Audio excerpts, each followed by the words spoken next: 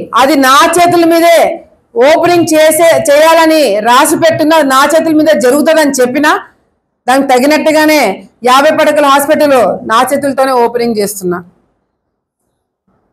తొందరలోనే 100 పడకల హాస్పిటల్ రాబోతుంది, అది కూడా మా చేతుల మీదనే ఓపెనింగ్ చేయబోతున్నాము. అంతేకాకుండా ఈరోజు చెప్పిన మాట ప్రకారంగా కూడా ప్రతి ఒక్క పని ఎంతో పక్కన నియోజకవర్గాలతో పోటీ పడి పక్కన మంత్రులతో మాట్లాడి ఒప్పించి ఈరోజు మున్సిపాలిటీకి ఈ సంవత్సరంలోనే అటు 15th ఫైనాన్స్ కాకుండా మంత్రితో మాట్లాడి డిఎంఎఫ్ ఫండ్స్ కలెక్టర్తో మాట్లాడి మేము సపరేట్గా తెచ్చిన ఫండ్సే దాదాపుగా 10 కోట్లు అవుతుంది కేవలం సంవత్సరంన్నరలో.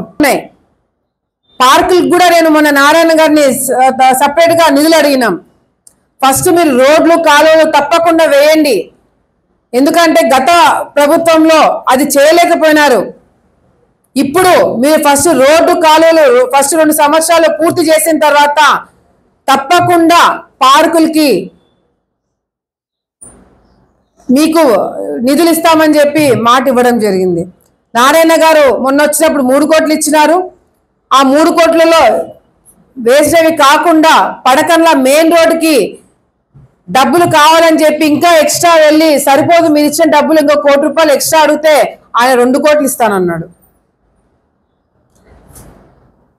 మరి DMF funds, district mineral funds collector గారి దగ్గర డబ్బులు ఉంటాయి, ఆమెతో మాట్లాడి ఇంకా అదనంగా 2 కోట్లు కావాలని చెప్పి ఆమెకు కూడా లెటర్ పెట్టడం జరిగింది.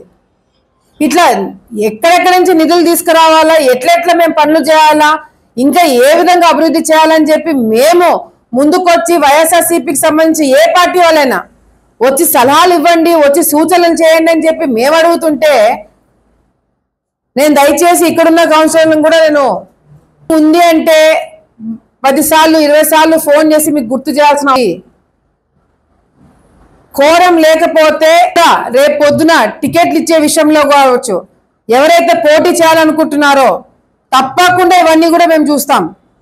ఎవరు ప్రజా సమస్యల గురించి మాట్లాడుతున్నారు, ఎవరు ప్రజా సమస్యల గురించి తిరుగుతున్నారు, ఎవరు ఫీల్డ్ మీద ఉంటున్నారు, ఇవన్నీ కూడా చూసే రేపు పొద్దున వాళ్ళకి ఇవ్వడం జరుగుతుంది.